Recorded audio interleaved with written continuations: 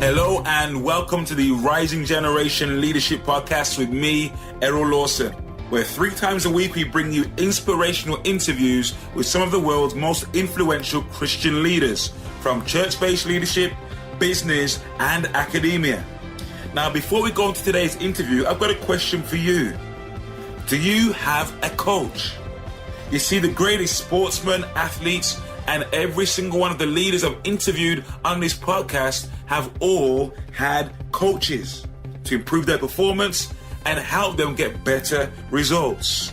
Now, the number one distinction that I've found from interviewing all these leaders, the top level leaders, and between those and the emerging leaders, is not that they're more qualified necessarily, or they've got more contacts or a better background.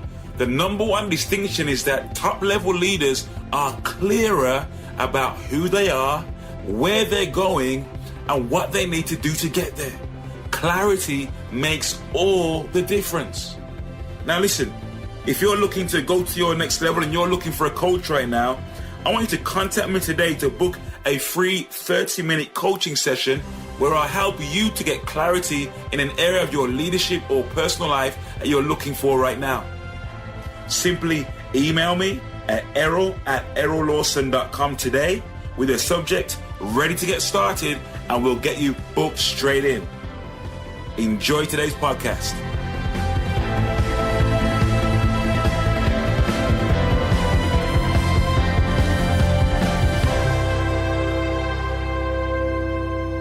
Hello and welcome back to the podcast today. I have the privilege of having with me Dr.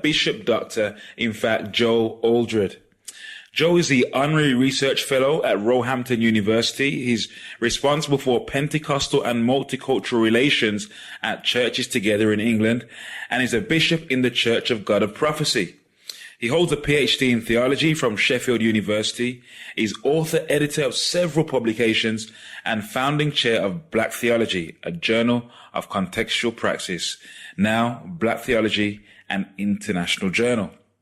Joe, I know you're doing so much more than that. If you wouldn't mind filling in the gaps for us in your biography, just a little bit about who you are and what you're about, and give us a glimpse into your world. Well, thank you very much. Very pleased to join you. Life is very busy. In fact, I cannot recall a time in my life when I only had one thing to do. I've only ever known a multifaceted portfolio, and that continues to be the case today. If I started, where I like to start, I would say I'm one of 11 siblings. Okay. Mom and dad now deceased. All of us born in Jamaica. All of us now, the one deceased sibling, but the other 10 of us live either in Jamaica, in America, or here in England, where I live with. I'm one of 5 here in England still. And married. Norbert and I have just celebrated our 41st wedding anniversary. Wow. Congratulations. Congratulations. On the 10th of August. Wow. Teenage bride I married 41 years ago, who was 19 on the day, turned 60 as well on the 10th. Congratulations. So we were away in Barcelona for the weekend. Nice. And, had a great time there. With 3 daughters from that marriage, now 4 grandchildren. Mm-hmm. And really enjoying that side, that maturing side of family life. Mm-hmm. Church-wise, I guess we're going to talk about that a little bit, but I belong to the same denomination since I was born, when my parents were members of the Church of God of Prophecy, grown up through the ranks, become a bishop in it, now working outside of it. Educationally, as you said earlier, I've gone through the various facets of education for myself, ending up with a PhD from Sheffield University, and still feel myself to be a lifelong learner, so I keep on reading. Awesome. And I know you've been in ministry a while now. You weren't always in ministry though. I know you've come from JA and you come over here, and tell us a transition story, if you will, from what you were doing in life before ministry to what you're doing right now? Well, in a sense, I've been in one form of ministry or another pretty much all my life. When I landed off the BOAC airplane back in 1968, in the autumn of 1968, one of the first things that happened to me was that my mother submitted my name in what in the black churches were, still are called, programe, which is a kind of fundraising drive. Okay. And on that very first Sunday night, my mother put my name down to sing, and therein launched my career as a singer. So the very first thing I did in terms of ministry was singing. And so, in a sense, ministry, has kind of been with me, and I did the youth work and so on. But in terms of how I earn a living, my very first work after I left Bourneville College was in the telephone manager's office on Broad Street. That's the days before BT. And this was the British Telephone Company, or whatever it was called then. And I worked initially as a statistical clerk, monitoring telephone calls between regions in the Midlands. So, for example, how many calls are made on a particular day between certain hours, between, say, Bewdley and Redditch, and working out, other people cleverer than I, whether they need to put more lines in between Bewdley and Redditch to cater for the number of calls that were being made. What was on your heart at this point? Were you intending to go into full-time ministry? Were you quite happily sort of in a career and wanting to stay? Full-time ministry never came on the horizon for a very, very long time. Never occurred to me. What I was looking to do, fresh man from the hills of St. Catherine in Jamaica, by the time I was, say, out of college at 17, I'd only been in 2 years. I was really trying to find my feet, and the job that I got into at the telephone manager's office was a consequence, I suppose, of deciding that I wasn't going to go on with education. I was looking for work. Right. My mom loved it because I dressed up in a suit and tie every day to go to work, and she thought that was a real proper job. In fact, until my mother died, she thought that was the only proper job I'd ever had. So there I was in the telephone manager's office. I then got pulled towards sales, and I studied for a while with the National Schools of Salesmanship, and became a sales rep. I was the first black man, about 1972 or so, to be selling photocopiers to industry. Right. A little country bumpkin just come to England 3-4 years before that. I had a company car, little estate, Ford, what was the make of it? I can't remember. But anyway, a little estate car, and I was driving around. I wasn't very good at it, I have to tell you. And eventually, I moved on from that company and went into sales fully. I spent several years as a salesman. So were you struck with a sense of purpose or destiny for your life at this point? No, not really. I mean, at that time, I was doubling up. As I said, I started singing and ministering through youth groups and Sunday school within the church, and that was my other life. So it was kind of my alter ego. On the one hand, here I was pursuing, for a time, quite a successful sales career. It had its ups and downs, and particularly after I got married, it became challenging. But church and ministry, and life and ministry, was like me carrying two different facets to my life, and one from which I earned a living, which was telephone manager's office, sales career. The other was a vocational thing, and I was now, growing up in the church. I tell the story in my very recent book, in my autobiography, in the way in which, first of all, a Sunday school teacher says to me, "I'd like you to help me to teach a Sunday school class," before I'd ever done a single Bible study with any real consequence. And then other things began to happen. So my pastor, who came to the church 2 years after I had been here, sort of got close to the young men in terms of helping us to take more seriously our faith, and that had a big effect on me too. But there was never a thought in those early days, in the 70s, there was never a thought in my mind that I would do anything other than work at a secular job. How do you reconcile the two? 'Cause a lot of people today are in that similar position where they're bivocational, and they're maybe there's some conflict. They're saying, well, I want to serve God, I want to, get involved in ministry, and I feel God has called me to ministry, but I'm working in this job, or I'm in this business, and they're struggling to reconcile the two. What's your advice to that well, person in that situation? Well, my advice is I tend to take and I give advice very unwillingly, but I certainly point people to my own experience and understanding, and to take seriously Paul's idea of tent making, right? So that he saw ministry as something that he was delivering as part of God's mission in the world and God's mission for his own life. But on the other hand, in terms of making demands, financial demands in that ministry, he tried to do that as little as possible, and therefore to seek to earn his keeps through some other means, tent making in his case. And clearly not because he didn't have the capability to do bigger and greater things. So I've always tended to discourage young people, and I've been a pastor for some years.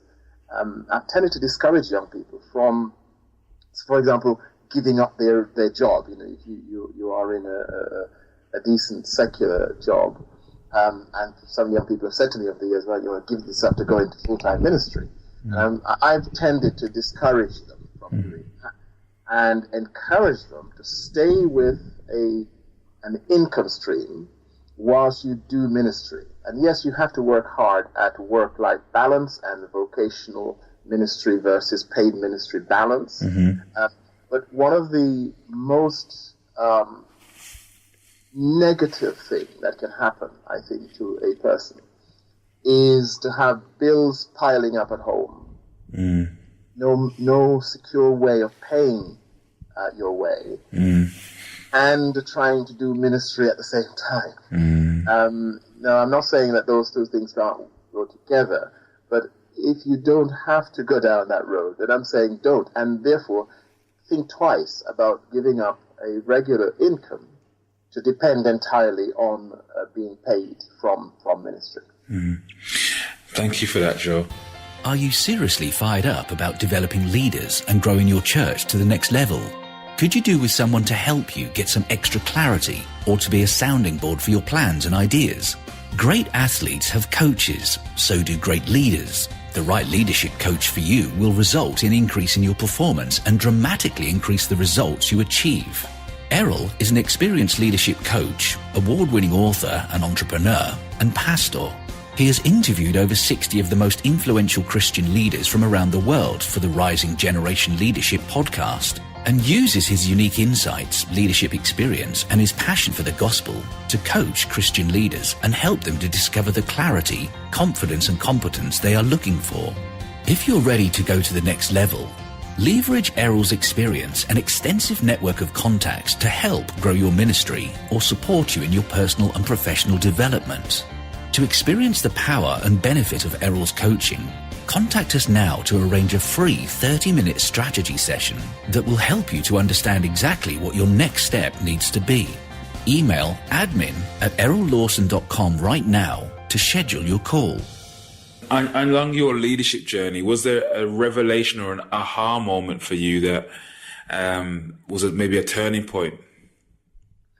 Well, I think, let me key that into another area. If anybody read my byline, my signature line at the moment, you get an email from, it's likely to be signed, and underneath that you would find four words: broadcaster, ecumenist, speaker, writer. Those are the four things I would say I currently do. I work as a broadcaster. I work as an ecumenist, i.e. bringing churches together. I speak and I write. And in a sense, those four things define the work I do now.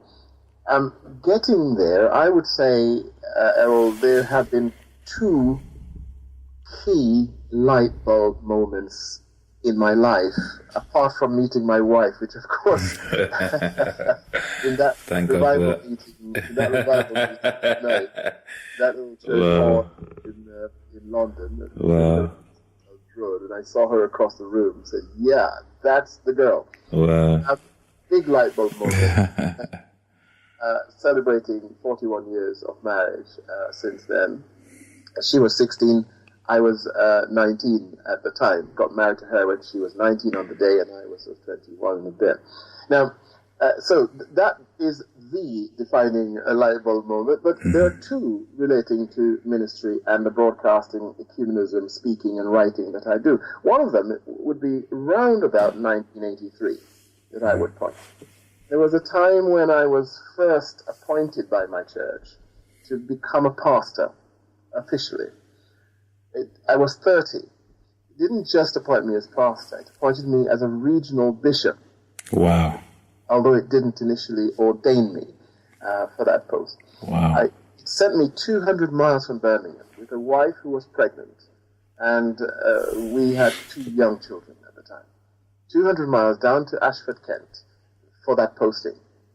I spent 1 year there, and I decided halfway through that first year to say to the national bishop of my church, listen, at the end of this year, I'm going back to Birmingham. I'm taking my family back. I'm sorry, but I don't feel that this assignment is one that I should continue with. It was my very first proper assignment by the church, area bishop and pastor. It was a big decision. What partly was behind that, when I call it a light bulb moment, was that during that year, I realized that I really was not ready for that kind of posting. I realized that my theological training, my philosophical understanding was not there, and I needed to study, I needed to go away and do more than my church had given me at the time if I was going to sustain a pastoral and overseer's role and ministry.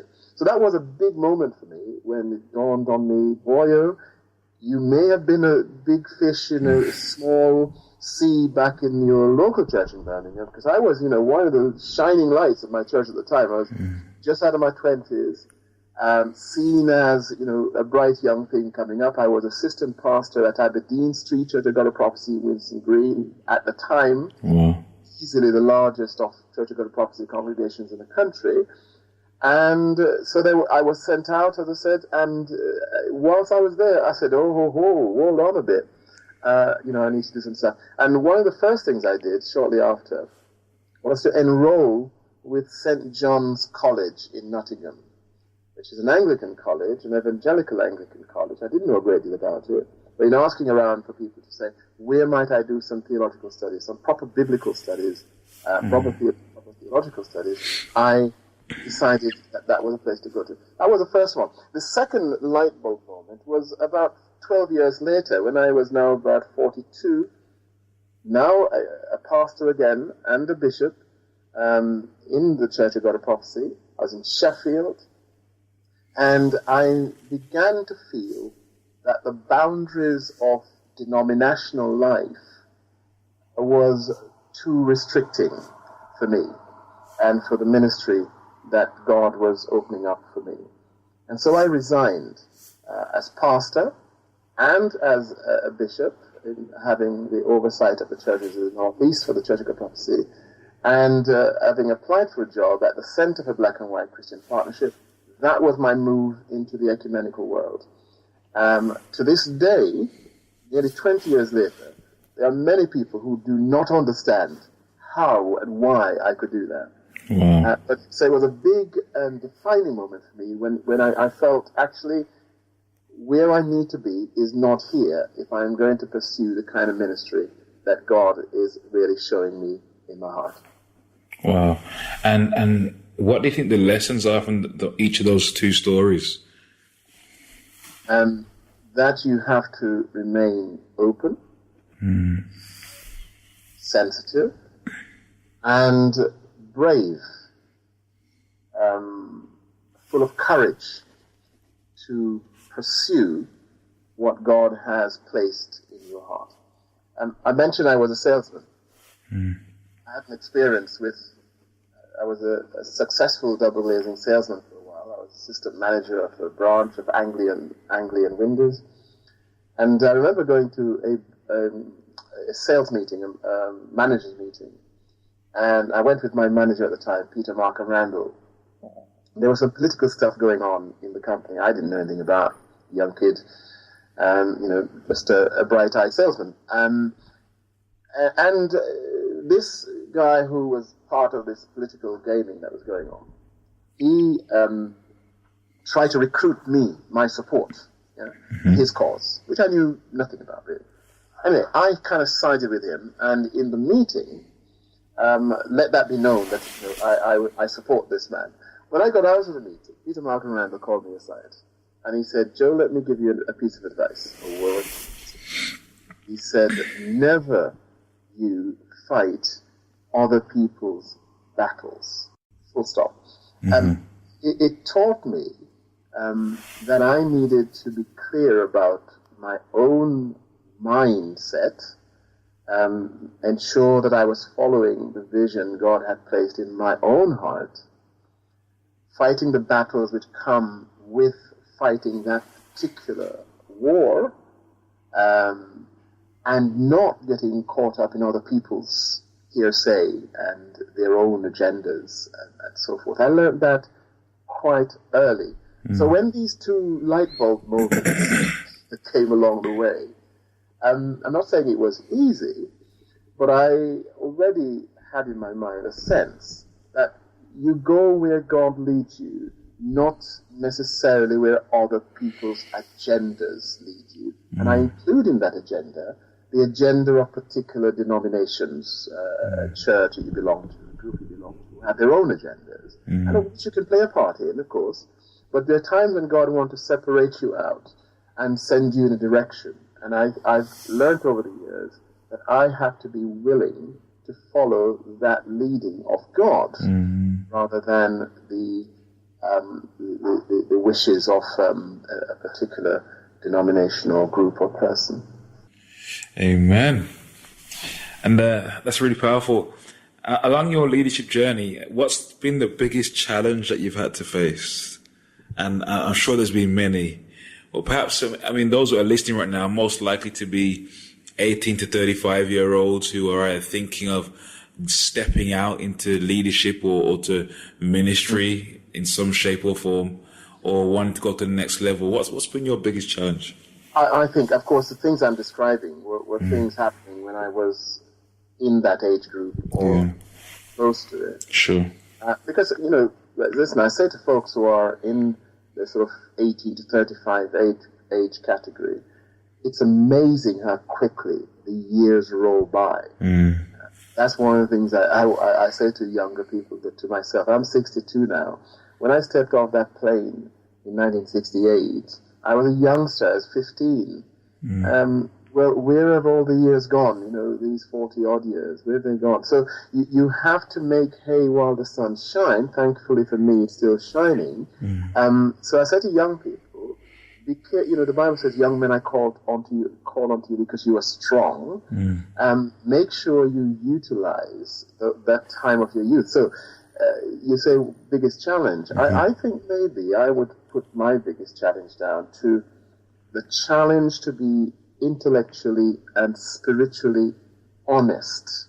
It may not seem like a big challenge to some people, but that sense of remaining true to the good sense and intellect God has placed in me, and the spiritual leanings that God has been developing in me.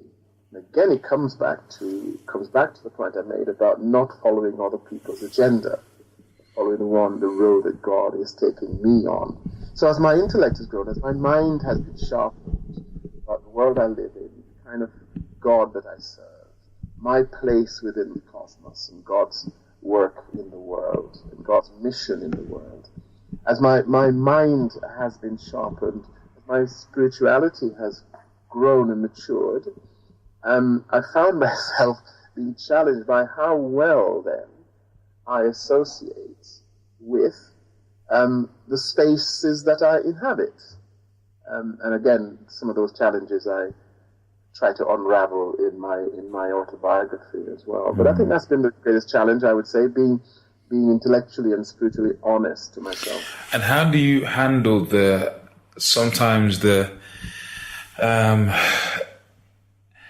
how I interpret that then is that maybe in my own experience, and maybe someone who's listening is coming from a place where they are in a church or in an environment whereby there's a certain mindset, philosophy that governs that church, a theological perspective, largely based upon the leadership, the mindset, philosophy, background of the leaders in that church or organization.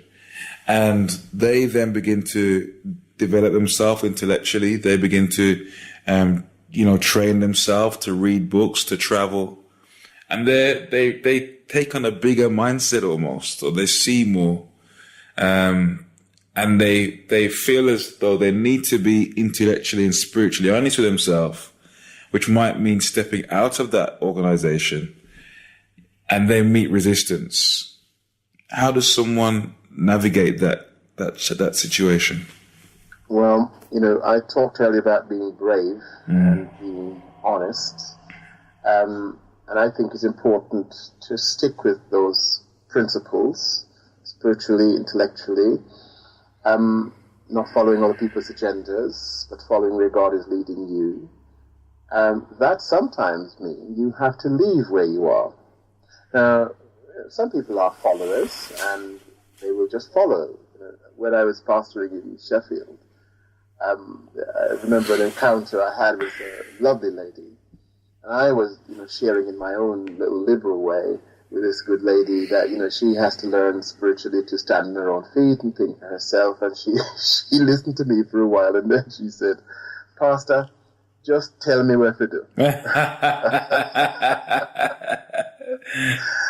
I love it. The reality that's is profound. that there are some people Yeah.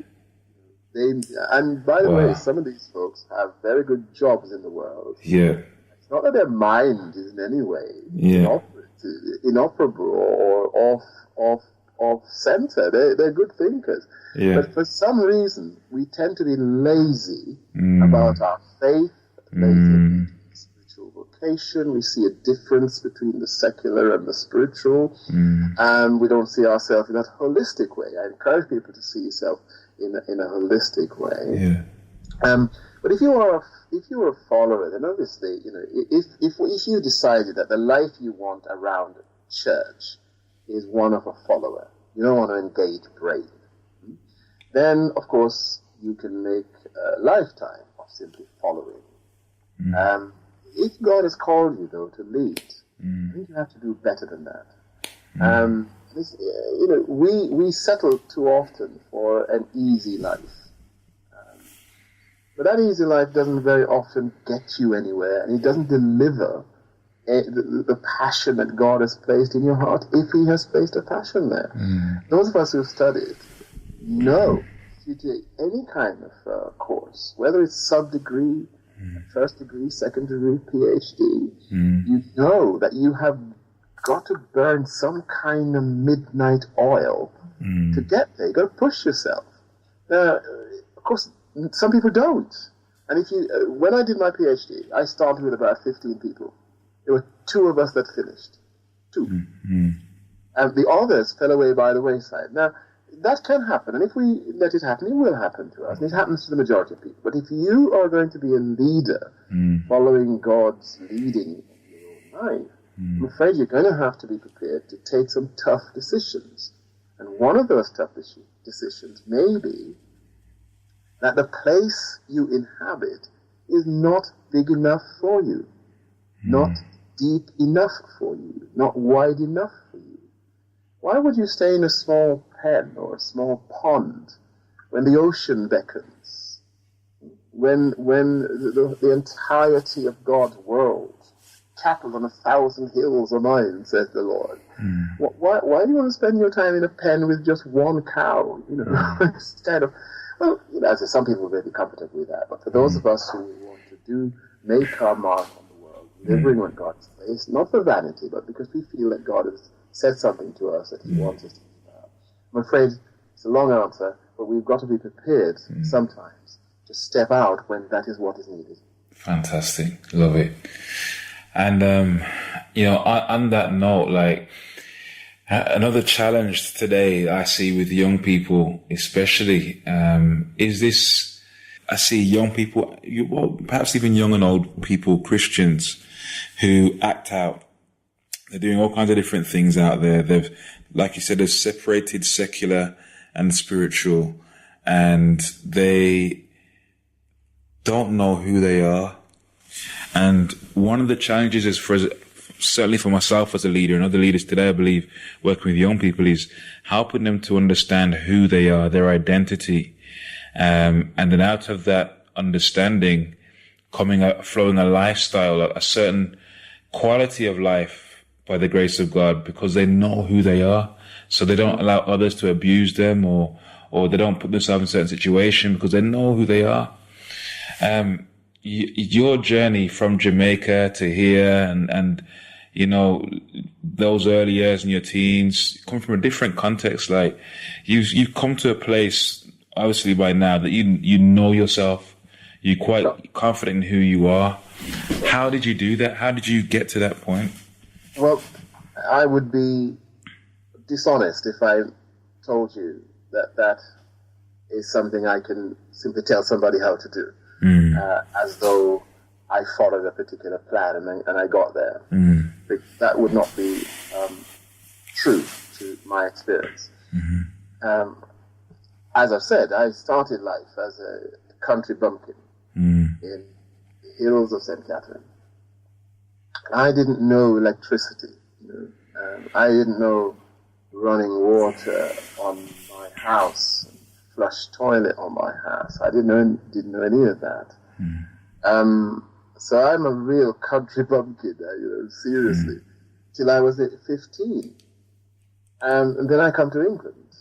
And I can see some good things. When I was in Jamaica, I was rooted in a community where I was not exceptional. I was a black kid growing up.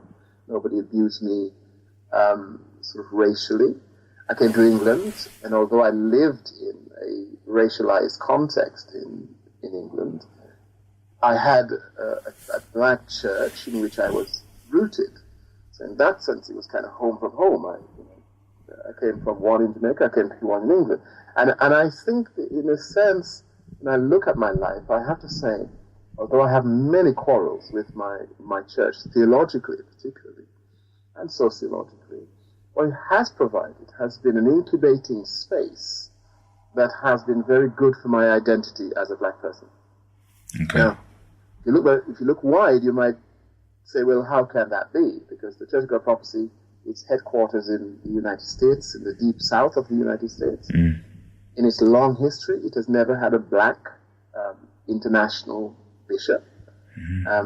And nobody can convince me that the reason for that is not racial and nationalistic. Yet, my own local and national church in this country has been black and black-led for the longest time. So, I think there's been an incubating thing going on in a black space for me, which has been very affirming of who I am as a black person. And I've been able to grow out of that and relate to the wider world, which can often be abusive on a racial front. And yes, I also make one other observation. I think I have detected that those of us who were born in a place like Jamaica have had less difficulty with ethnic and racial identity than our counterparts who were born in a racialized context. say Birmingham or here in England. I think I've observed that as a generality. So I thank God every day for the fact that I was born where I was born, and then made the transition here.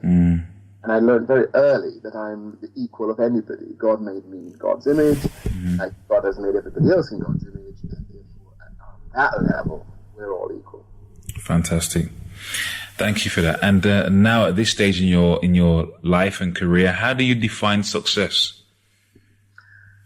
Well, success is hard to define. If I may just start there, it is hard to define. Different people will define it differently. But to me, success is the result of hard work, the result of dedicated work, consistent work, the result of being willing to finish a job when you start it.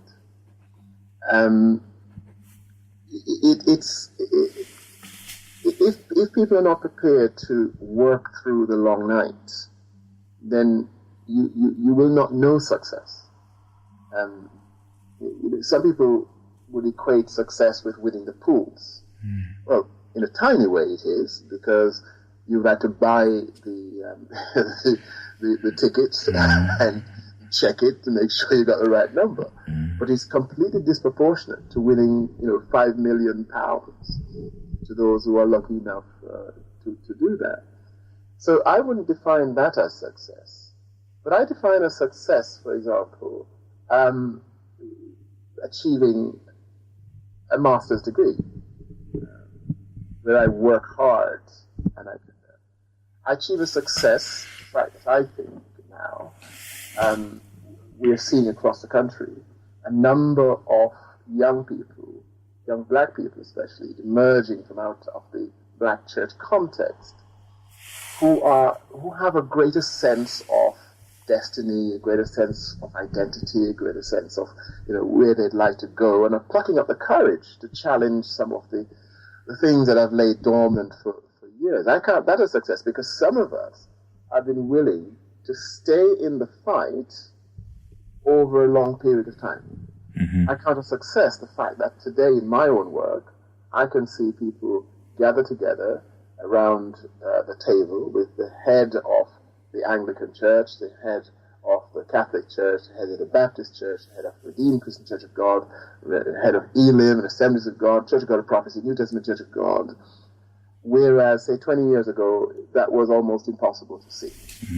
Some of us have worked hard during those years to build relationships. And so today, we haven't reached a promised land, but we certainly have reached in ecumenism. It's a place where we can see people sit around the table. I count as success, finally, publishing a book, for example. You've published yourself. So the success is the result of the hard work you put into it to get the book published. And of course, there's more work to be done. Once you publish the book, you've got to market it and sell it and get your money back and all that kind of stuff, and spread your thought. But success for me is the result of dedicated and consistent work. It's great. And what have been, I think it was John Maxwell that said that that success is hidden in your daily routine. What typically does the first 90 minutes of your day look like? First of all, let me say I agree with John, and it's basically what I've been saying about that dedicated approach to seeing a job through. So you've got to just become part of your life, and you live it, and you enjoy those tough times until you reach a point where you can say, glory, I've actually achieved this. The first 90 minutes of my life has a bit of consistency about it, but I wish I were able to say to you that I manage it every day, because sadly that is not the case. But I think when I get it right, that my first 90 minutes having woken up is I will get myself a light breakfast. I'll be catching up on the news. I like to spend some time with my dearly beloved wife, Aldred. We've had a practice over the years of reading the Bible through. We're always reading the Bible through. When we end, we start again. And that has formed a bit of a platform for us first thing in the morning to spend some time together, read a couple chapters, 2 or 3, as we journey through the Bible. We're now in the book of Jeremiah, and we pray together at the start of that day. And then I will eventually work my way to my computer. These days with a hand phone, you can see some of the emails as they come in and various things. But I would nearly always then work my way around to my computer, having had a shower and got dressed, and purview my inbox, which has usually swelled from overnight, and therefore my day ahead, my diary for the day and so forth. That's usually my first 90 minutes. Involve very little actual work, the first 90 minutes, but certainly preparing for that day. Brilliant. And what other key habits have contributed to your success? Key habits? You've got a few books out now. You've got 8 books, is it? Yeah, I think 8, and I've contributed to other people's books, written chapters. And you're in the BBC as well? You're presenting on the BBC at the moment? I present a regular Sunday night program on BBC WM in Coventry and Warwickshire, on a Sunday night with Nicky Tucker. Presented solo last night. And I do some work for the BBC. I'm just preparing now to record a series of 8 Pause for Thoughts for Radio 2. Over the years, I have done Prayer for the Day, which is a similar format. Each on a Sunday program, and taken part in various BBC and other media programs. Regular on Premiere these days, when something tragic usually happens in the world. I'm very often called upon to make some kind of comment or write a blog and so on. If you ask that question to my family, they would tell you that I'm just a workaholic. And that's the truth. I work very, very long hours. I read a lot. Sometimes I wonder why, because so little seems to stick. But I read very, very intensely. And something that informs my life is, what I would call setting high standards for the things that I do. So if I'm going to do something, if I'm preaching at my local church, for example, I would spend no less time on that sermon than I would spend if I were asked to preach in the National Convention before thousands. Get the same attention from me. So this sense of attention to detail, digging deep, always setting a high standard is something which, for me, is part of my habit, the way I live. And I would say I'm kind of inquisitive, so I'm constantly inquiring. I take very little for granted.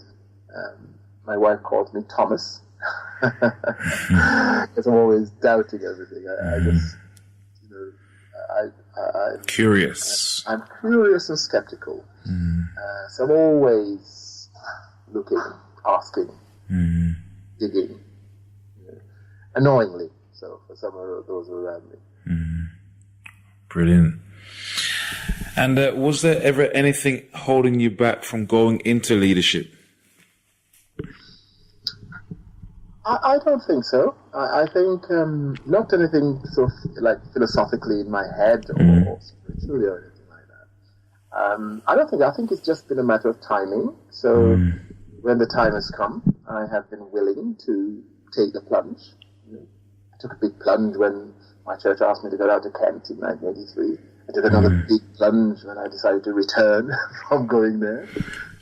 Big plunge when I went into college, where many people within our churches say you mustn't go and study at these colleges outside because they corrupt you. Big plunge when I resigned as pastor and bishop in 1996. So, no, nothing has stopped me. I think I've sensed at every stage, this is the time, this is what the Lord would have me do now. I tend to have a very assumptive approach, a spiritually assumptive approach to life. So, okay. Somebody asked me some years ago, marriage is a very serious thing, they said, so you've been married a long time. You must have fasted and prayed a long time before you choose your partner, or your partner chose you. And I said to them, I have to be honest and tell you, I cannot remember ever kneeling once or standing and saying, Lord, help me find a partner, or help me find it just never happened.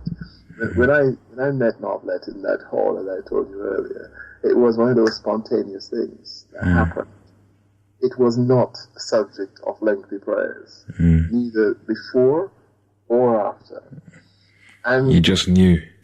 I kind of just knew, and having got married 3 years later, I knew also that I now had to dedicate myself to this marriage. And that's what I've done. So, all the friends and liaisons that I had before, they had to take a different place, and now I was married to Aldred. So I've kind of made up mind and so on. So I have this sort of assumptive approach. I mean, some people would probably holler if I say, I very rarely sort of kneel to pray for many years. I'm in constant conversation with God all the time. And when time comes to make a decision to go here, to go there, I say, Lord, I am in your hands. If this is not the road you want me to go, block that road. Because if it's open, I'm going to go down there. Because if I'm with you and you're with me, and I'm walking into some fire, as if, God is not with me somehow, I think, well, actually, if I'm going to walk into fire now, I'm assuming, dear God, as your cherished son, that you're allowing me to go in there for some reason or other. So, which doesn't mean I don't use my own judgment. Of course I do. But no, I do take this rather assumptive approach to life. Spiritually assumptive. Constantly communing. Years ago, I was doing some work on prayer, and I concluded that prayer is not sort of set-piece things. I know we do that in church, somebody call you to pray, and you pray, and of course, it's a fine part of community life. In terms of my prayer life with God, it's a conversation that we continue to have. It's a dialogue, it's a relationship. On and on. I can't remember what the question was now. It's cool. We're talking about sort of what was holding you back, but you just helped us to understand. Yeah, I would say nothing really. I think it's always just been a matter of time. I'll give you just one little snippet. Some people have wondered, for example, why I'm not a minister holding a portfolio in my own denomination, the Church of Pentecostal. And I haven't been for 20 years. Of course, as I told you, I resigned 20 years ago from what I was doing, and I went into the wider world. But some people now, wonder, well, why aren't you? Why aren't you? And they feel, especially when they look at the church and they look at what I'm doing, they say, well, surely you should be.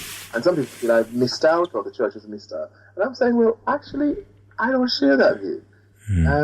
Of course, if you look inside my church, you can see offices that I might have held and could hold. Even if you look at it now, some people say, well, you could be doing that. But I take the view that if a God in whose hands my life is had wanted me to be in those spaces, then he would have engineered it and it would have happened. In the same way that God has engineered that I'm in the spaces that I am. I didn't apply for a job in broadcasting. Kind of just come into my life. My work in ecumenism has kind of just grown on me. I did apply for jobs there. So it is an assumptive approach. I can't point to a time when I would say that something held me back from ministry. Cool.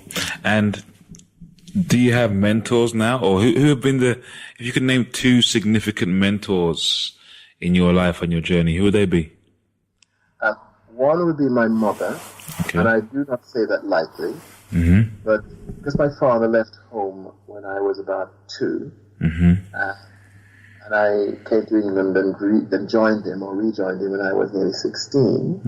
In those intervening years, which is the majority of my life at the time, mother was the template for what it meant to look up to a parent. And her industriousness, for example, taught me a huge amount growing up as a lad in Jamaica. Her tenacity, her willingness to get stuck, roll up her sleeve and get stuck in. She's definitely one of the people, I say to the day I die, that has really impacted my life. What's the best advice she gave you? I said this in a Radio 2 broadcast I did the other day, that one of the things, I'm not sure if it's the best one, but one of the things I remember about my mom was saying every pot must sit on their own bottom.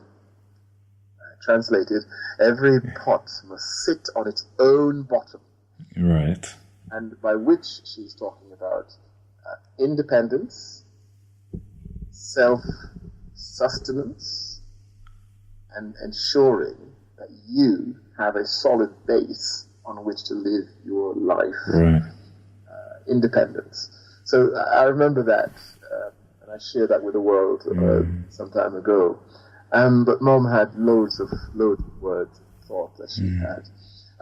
So that's one. The second one, in terms of mentor, I would say is Pastor Bishop T.A. McCullough, Theophilus McCullough, who was the pastor of the church I came to in England as a boy. He wasn't there when I came, but after about 18 months or so he came and became the mentor for a number of us lads. This sense of always aspiring to something, what I think I got for him. Never being happy with the status quo. Always reaching forward for something. And attached to that was this willingness to stick at it until it got done. So that church you see down there with a sloping green or blue roof, my color sense is not good, at the corner of Aberdeen Street and Windsor Road, is testimony to Bishop McCullough's tenacity. We were in a run-down little terraced building in Peel Street, and when he came there as a young, there were rats running all over the place. And Sunday morning, you go for church. Some of the women would come screaming out of the toilet. Rats as big as men. Oh, Jesus. And I remember him coming along, and everybody seemed like they'd accepted this as life, in Babylon. And he come and said, "No, this is foolishness. You can't live in this place." And he began the task of looking for an alternative building. Okay. The 1970s. This is big. And we then built that church, which at the time was over £250,000 at that time. I don't know how much it would be, probably 3-4 million, I don't know. But to watch him in the way he took this aspirational line and a no-nonsense line towards getting the job done is something which I have admired and feel very mentored by. Stick at it. Be ambitious and stick with your plan till you achieve it. Did he give you any particular piece of advice you can remember? Well, I tell you one thing that I do remember very much is we were in his car once, and he was the kind of guy he used to say to me as a youngster, and probably the other young men too, come with me to Manchester. Okay. You drive with him to Manchester, and on the way in his car, he was a terrible driver, by the way. I think he's still a terrible driver. Not down ballards like they were going at the time. But he would say, "Come with me to Manchester." And then, he would then say, "Ask me any question you want." Right? He was that kind of mentoring. Yeah. They were usually questions about the church. At the time, we had this rather exclusivist thinking about our church, and we were the bride of Christ, and everybody thought. So anyway, it was questions largely about church. But he would say, "Ask me any question you want." But anyway, one day, as a young man coming up, they were asking me to speak and stuff, and we were in the car one day, similar, and he said to me, "Joseph, when you are preaching, when you're teaching, you have a way of laughing after you have said something serious.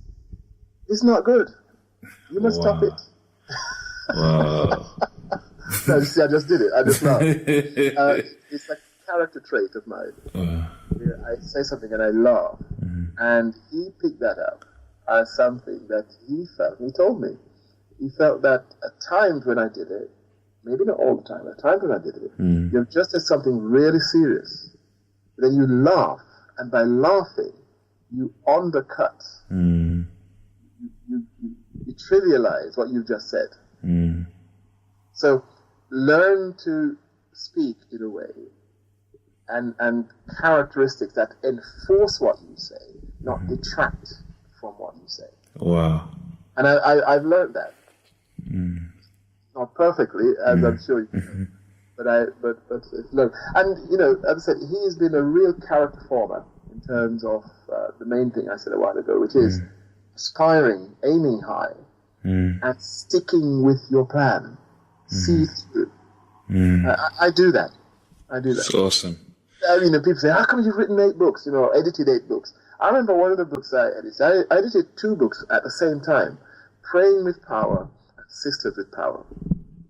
And they were both due with the publisher at the same time. And I'd had all these people writing and contributing, and I was editing their articles and stuff like that. I missed one deadline. And the second and last deadline that the publishers Continuum gave me was coming up. It was Monday.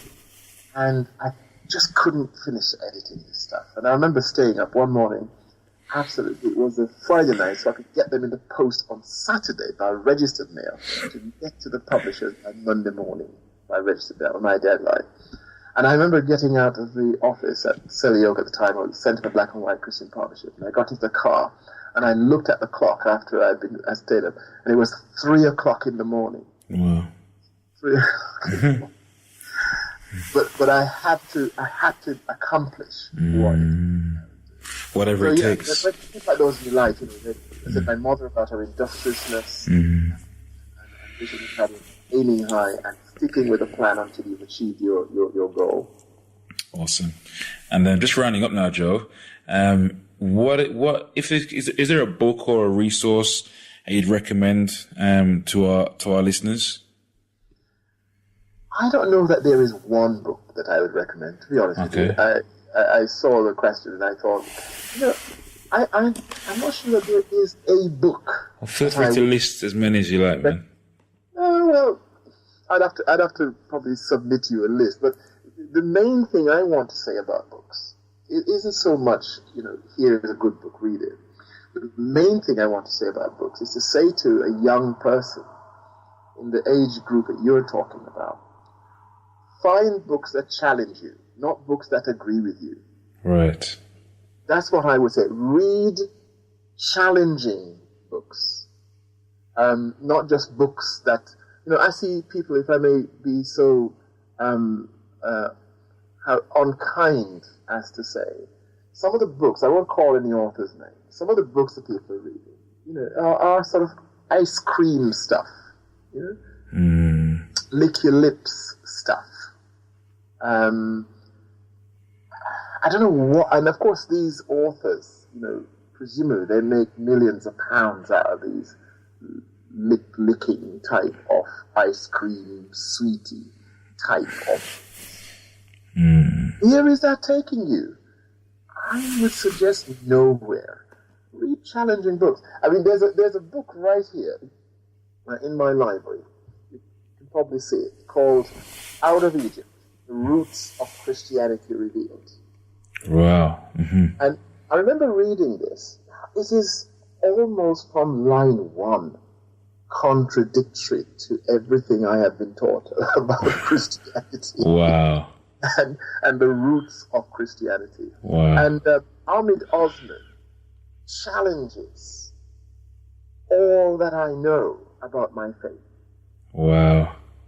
Now, it's one of the reasons too, by the way, that when I went back to university in old age almost, to my master's and my PhD, I chose to go to Sheffield University.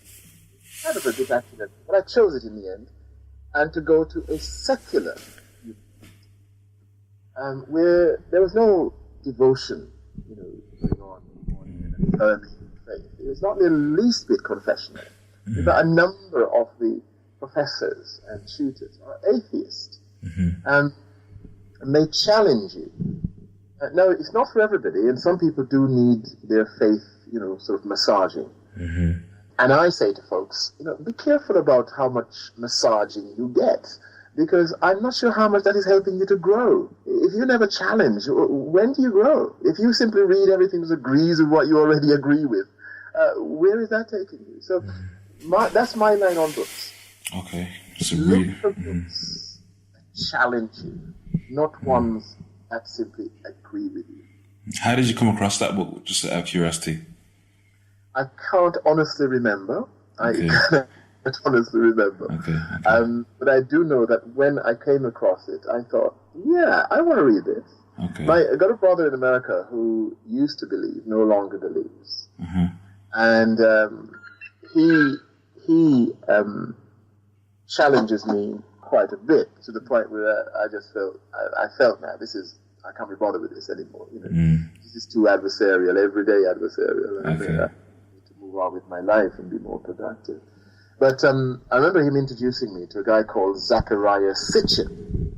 Zachariah Sitchin. And he's published a number of books where he argues that life has been around the cosmos for millions of years, not billions of years, and there's life on Mars, or has been life on Mars, and the government is basically hiding from us what they know and all that kind of stuff. And I remember reading him a little bit.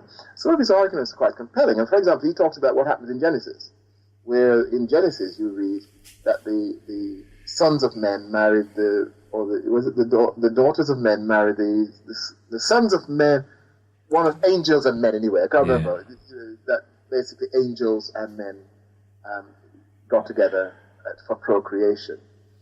Or he points to where in Genesis it says, "Come, let us make man in our image." Now, Trinitarian Christians say that's Father, Son, and Holy Ghost speaking, Father, Son, and Spirit speaking. He argues, no, these were the people who had come here from other parts of the universe, who were having a meeting about making men, creating a new species. That's what he argues. So, all I'm saying about that is, I encourage people that if you're going to grow in your understanding, you need to be stretched.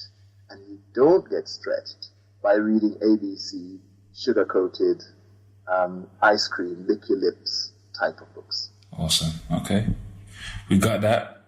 We take the point that we need to be challenged and we need to stretch ourselves outside of our comfort zone in order for us to grow and expand as leaders. Joe, is there, what's the one thing you're most fired up about right now? I know you've got a new book out. And what are you fired up about most right now? Well, I'll give you one in my area of work, which is what is occupying many hours of my thinking time and reading time at the moment, which is an area of ecumenism, an area of church relationships with church that I am particularly interested in. The modus operandi for ecumenism, particularly the kind of ecumenism that comes out of the World Council of Churches together, organizations, and so on, is something called full visible unity. Now, many people on the high sort of Catholic end of church understand that as we had one church in the beginning, we need to have one church in the end, and by which they mean one organizationally one church. Now, for some of us, that conjures up visions of a pope somewhere, church under pope, and so on. Not everybody who believes in full visible unity necessarily see that, but they do see an idea of a church which is visibly, organizationally, theologically, and doctrinally one. I'm arguing for a different vision of what it means to be one church. I'm arguing that we should already see that we are one church. Christ has only one church in the world. It's a bit like my big family of 11 siblings. We may be all very different, but actually we're one family. And some of us may not agree with each other, but we're one family. So for me, I'm trying to champion this case that says the church is already one church.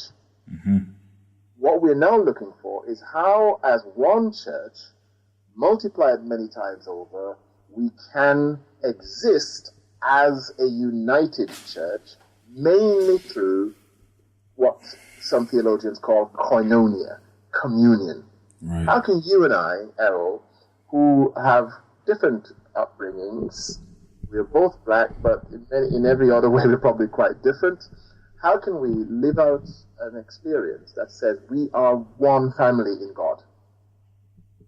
We're one church. Mm-hmm. That's really what's firing me up at the moment. How can we develop a new form of ecumenism, not based on full visible unity organizationally, mm-hmm. but based on unity in diversity? How can we make that real mm-hmm. so that it feels real? Feels like we're one family, one church, even though we are diverse. Brilliant. And how do we find out more about you and where you are? And is there a website perhaps, or how do we get in touch with you? Listen, if anybody was to put Bishop Dr. Joe Aldred into a search engine, they'll get loads and loads of links coming down at them. So, that's one place. I do have a very active Facebook page. Okay. I've got a website which may or may not still be up because I'm shifting my stuff from there. I can't maintain it. So I'm on Twitter. And I would say, either search engine me. My books are all on Amazon and other internet agencies, Facebook, Twitter, or just email me. Brilliant. And just lastly, Joe, one piece of parting advice, if you will, for our listeners out there and aspiring leaders?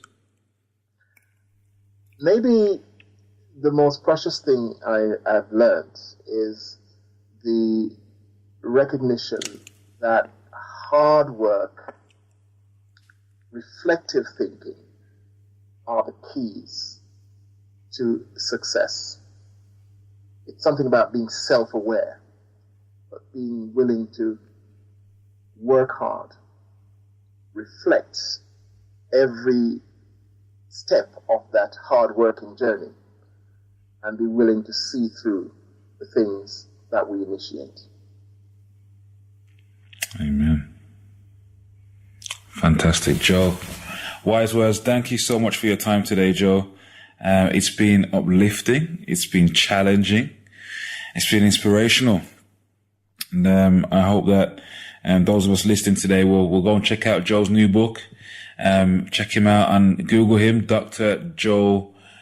Reverend Dr. Bishop Joe Aldred, and his new book, his biography. It's available now on all major online outlets. Go check it out. The title is, if I may say, it is From Top Mountain, mm-hmm. an autobiography.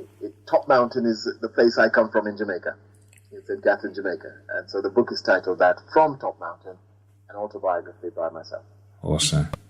Thank you, Joe. It's been a pleasure. All right. God bless you, man. Thank you again for joining us today on the Rising Generation Leadership Podcast. I pray you've been inspired, you've been lifted, you've been encouraged to take your personal leadership to the next level. We really encourage you guys to just take action, make it happen, do something, start somewhere, go out and change the world in some way, big or small. Guys, if you've enjoyed the podcast today, please share with your friends, share with your loved ones, your colleagues, someone out there you think might benefit from hearing this great content. And if you want some more questions answering, you got a question, email me, Errol@errollawson.com. Or if you want a free 30 to 45 minute coaching session with myself around a leadership challenge or issue you're working on in your business, your church, or in your organization, please feel free to email me right away or get you booked in. It's Errol@errollawson.com. Thank you again for listening. Go to our iTunes page, check it out, check out the previous episodes, give us a nice review, that would be awesome. Really appreciate if you could do that for us. We really appreciate you just for being here and listening. Thank you so much. God bless you, and we'll see you on the next episode of The Rising Generation.